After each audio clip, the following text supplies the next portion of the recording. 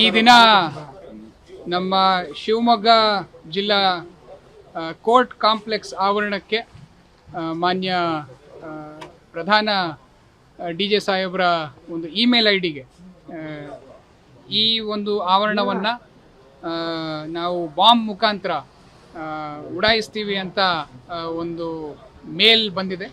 ಈ ಮೇಲು ನಿನ್ನೆ ರಾತ್ರಿ ಅಂದರೆ ಇವತ್ತು ಬೆಳಗಿನ ಜಾವ 1:37ಕ್ಕೆ ಬಂದು ಇಲ್ಲಿ ಡೆಲಿವರ್ ಆಗಿದೆ. ಇದನ್ನು ನಾವು ತಿಳಿದ ತಕ್ಷಣ ಇಮಿಡಿಯೇಟಾಗಿ ನಮ್ಮ ASC ಟೀಮು ಮತ್ತು ನಮ್ಮ ಎಲ್ಲ ಆಫೀಸರ್ಸು ಸಿಬ್ಬಂದಿಯನ್ನು ಇಲ್ಲಿ ಕಳಿಸ್ಕೊಟ್ಬಿಟ್ಟು DFMD ಮತ್ತು HHMD ಎರಡನ್ನೂ ಇನ್ಸ್ಟಾಲ್ ಮಾಡಿಸಿ ನಮ್ಮ ಡಾಗ್ ಸ್ಕ್ವಾಡನ್ನು ಕರೆಸಿ ಪ್ರತಿಯೊಂದು ರೂಮನ್ನು ಇಲ್ಲಿ ನಾವು ಚೆಕ್ ಮಾಡ್ಕೊಂಡು ಹೋಗ್ತಾ ಇದ್ದೀವಿ. ಇಲ್ಲಿ ತನಕ ನಮಗೆ ಯಾವುದೇ ರೀತಿಯ ಒಂದು ಅನುಮಾನಾಸ್ಪದವಾದ ವಸ್ತು ಸಿಕ್ಕಿಲ್ಲ. ಎಲ್ಲವೂ ನಾರ್ಮಲ್ ಆಗೇ ಇದೆ.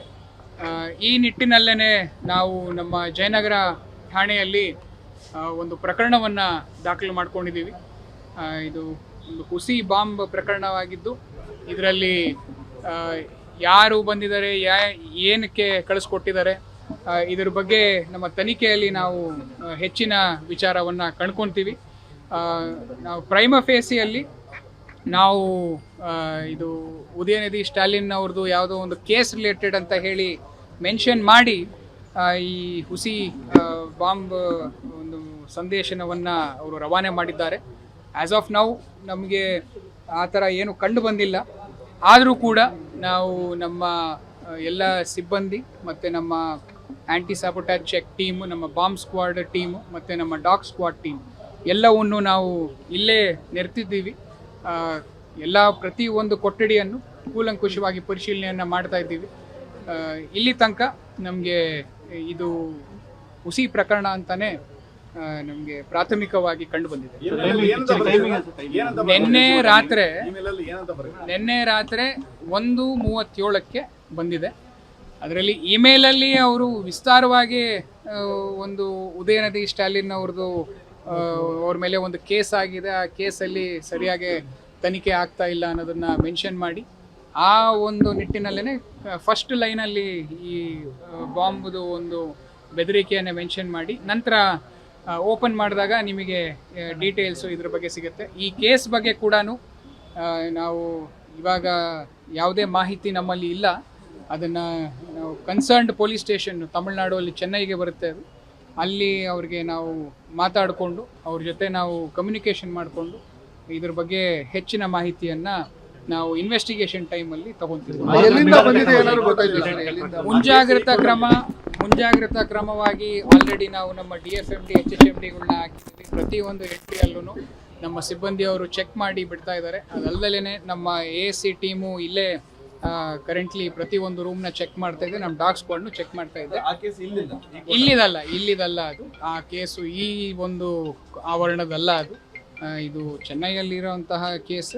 ಅದರ ಬಗ್ಗೆ ನಮೂದನೆ ಮಾಡಿ ಇಲ್ಲಿ ಅವರು ಕಳಿಸ್ಕೊಟ್ಟಿದ್ದಾರೆ. ಇಲ್ಲ, ಬ್ಲಾಸ್ಟಿಂಗ್ ಟೈಮಿಂಗ್ಸು ಏನು ಮೆನ್ಷನ್ 2:15 ಅಂತ ಅವರು ಮೆನ್ಷನ್ ಮಾಡಿದ್ದಾರೆ. ಮಧ್ಯಾಹ್ನ 2:15 ಅಂತ ಅದನ್ನು ಮೆನ್ಷನ್ ಮಾಡಿಲ್ಲ. ಅವರು 2:30ಗೆ ಅದು ಗ್ಯಾಸ್ ಸಿಲಿಂಡ್ರನ್ನು ಬಳಸಿ ಮಾಡಿದ್ದಾರೆ ಅಂತ ಮಾಡ್ತೀವಿ ಅಂತ ಅವರು ಹೇಳಿದ್ದಾರೆ. ಅದರ ಇಲ್ಲ, ಅದನ್ನು ಇವಾಗ ನಮ್ಮ ಇನ್ವೆಸ್ಟಿಗೇಷನಲ್ಲಿ ನಾವು ಅದನ್ನು ಹೆಚ್ಚಿನ ಮಾಹಿತಿಯನ್ನು ತಿಳ್ಕೊತೀವಿ. ಸೊ 2:15ಗೆ ಆಗುತ್ತೆ ಅಂತ ಹೇಳ್ತಾ ಇದ್ದಾರೆ.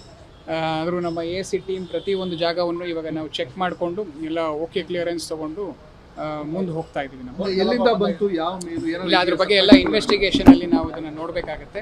ಇದೇ ರೀತಿ ಬೇರೆ ಜಾಗಗಳಿಗೂ ಬಂದಿದೆ ಅಂತ ಒಂದು ಮಾಹಿತಿ ಇದೆ. ಹುಬ್ಳಿ ಆಗಿರ್ಬೋದು, ಮತ್ತು ಉಡುಪಿ ಆಗಿರ್ಬೋದು, ಮತ್ತು ಕೋಲಾರ ಆಗಿರ್ಬೋದು, ಎಲ್ಲ ಕಡೆಗೂ ಬಂದಿದೆ ಅಂತ ಒಂದು ಮಾಹಿತಿ ಇದೆ. ಹಾಗೆ ನಾವು ನಮ್ಮ ಇನ್ವೆಸ್ಟಿಗೇಷನನ್ನು ನಾವು ಮುಂದುವರಿಸ್ಕೊಂಡು ಹೋಗ್ತೀವಿ. ಇಲ್ಲ, ಕೋರ್ಟ್ ಕಲಾಪ ನಡೀತಾನೆ ಇದೆ, ಯಾವುದು ಏನು ಬಂದಾಗಿಲ್ಲ. ನಾವು ಕಂಟಿನ್ಯೂ ಇರುತ್ತೆ, ಸಂಜೆವರೆಗೂ ಇರುತ್ತೆ. ನಾವು ಎಲ್ಲವೂ ಇಲ್ಲಿ ಎಲ್ಲ ಕಡೆ ಚೆಕ್ ಮಾಡಿಕೊಂಡು ನಾವು ಇನ್ನು ಮತ್ತೊಮ್ಮೆ ಬೇರೆ ನಮ್ಮ ಟೀಮ್ಸ್ಗಳ್ನು ನಾವು ಡಿಪ್ಲಾಯ್ ಮಾಡಿದ್ದೀವಿ. ಕಂಟಿನ್ಯೂಯಸ್ ಇದು ಕೋರ್ಟ್ ಮುಗಿಯೋ ತನಕ ನಾವು ಚೆಕ್ಕಿಂಗನ್ನು ನಾವು ಜಾರಿಯಲ್ಲಿ ಇಡಿಸ್ತೀವಿ.